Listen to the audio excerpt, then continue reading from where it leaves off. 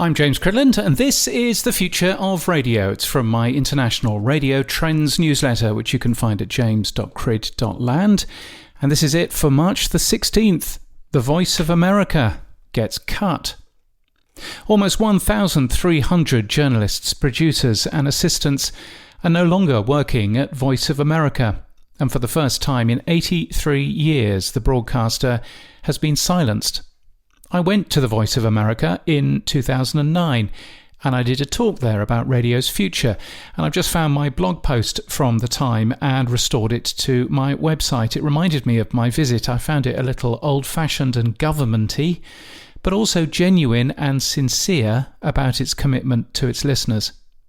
The White House suggests that it is radical propaganda and alleges that it is left-biased. Now, much of everything appears to skew to the left if you believe that Fox News is fair and balanced, I suppose.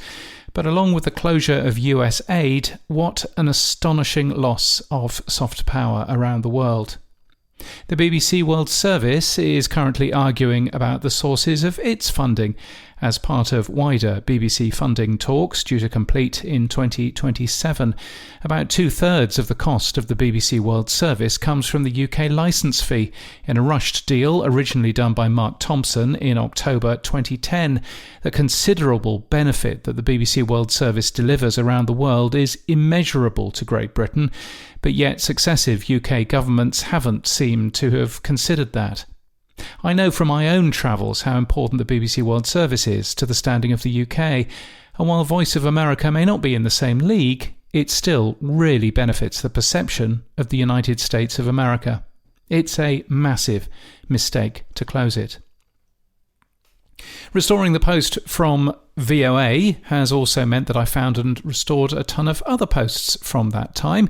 So I've linked to a gushing piece about NPR, things I learnt from Tokyo FM in Japan, a trip to CBC Radio 3 in Vancouver, the strangeness of radio in Bangkok, and a look around Austereo in Melbourne.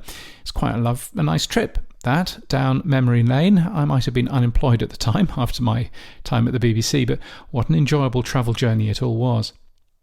Emboldened by blogs, I wrote a new piece about why it was time for ABC local radio to be on FM in the capital cities here in Australia.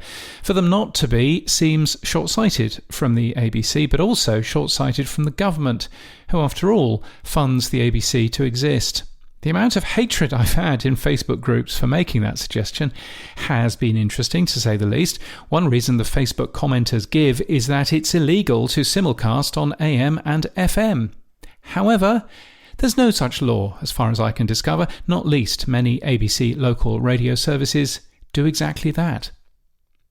I recorded an interview this week for J-Wave 81.3 FM about the 100th anniversary of radio starting in Japan. I'll be on JK Radio Tokyo United with John Kabira between 6 and 11:30 on March the 28th. That's in a couple of weeks. Radio in Japan started after the government was concerned about misinformation and wished to give a sense of unity to the station. It's never been as popular as in the US or Europe and reaches about 40% of people in Japan every week as opposed to about 90% in many other countries. It is still a vibrant medium, and John told me during the interview that younger audiences are rediscovering this machine called radio. And finally, Smooth Radio in North Wales has closed its AM transmitters. AM continues to be slowly turned off in the UK, especially by the commercial sector. Here's a bit of the promo talking about that closure.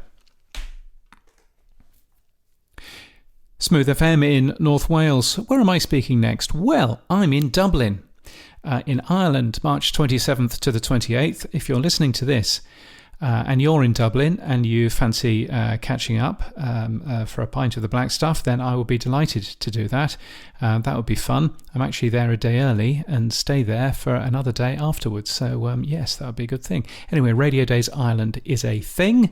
Maybe it's a Radio Days that I can actually get to this year, along with Radio Days North America, which I'm also going to in Toronto between May the 7th and the 8th. In the middle of that, Evolutions in Chicago, in Illinois, March the 31st to April the 3rd is when that is on. The podcast show in London, May the 20th to the 21st. Just before that, I believe I'm speaking at PodCamp 2.0.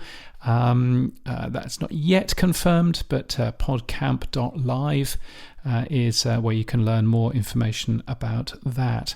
There's Podcast Movement going on in Dallas, in Texas, in mid-August. Just booked my tickets for that. That's good. Qantas has a deal on at the moment, so I better get that booked and also get these two booked as well. Pennine Radio's 50th birthday in Bradford. I will be going to London. I think the way I'm going to be doing this is a return to London and then a return from London to Calgary, which is where I am speaking the following week. Pod Summit YYC in Calgary in Canada. That's between September the 19th to the 20th.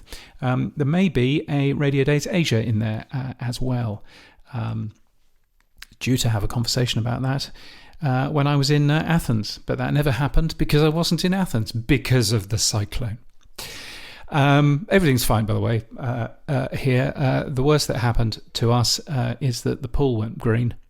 There you go. I know. First world problems. Thank you so much to my many supporters, including Wade Kingsley and Soma FM and Radio King, plus Greg Strassel, Sam Phelps, Richard Hilton, Emma Gibbs, Jocelyn Abbey and James Masterton for being regular supporters. If you would like to support my work in any way, please do. You can buy me a coffee, buymeacoffee.com/James Cridland. You can become a member if you like to give regularly or just give a one-off coffee or $5 in there. I'm on Blue Sky as james.crid.land.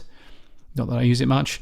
I'm on Mastodon, which I use much more. James at bne.social, brisbane.social.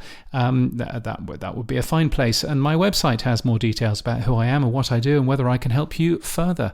But until next time, keep listening.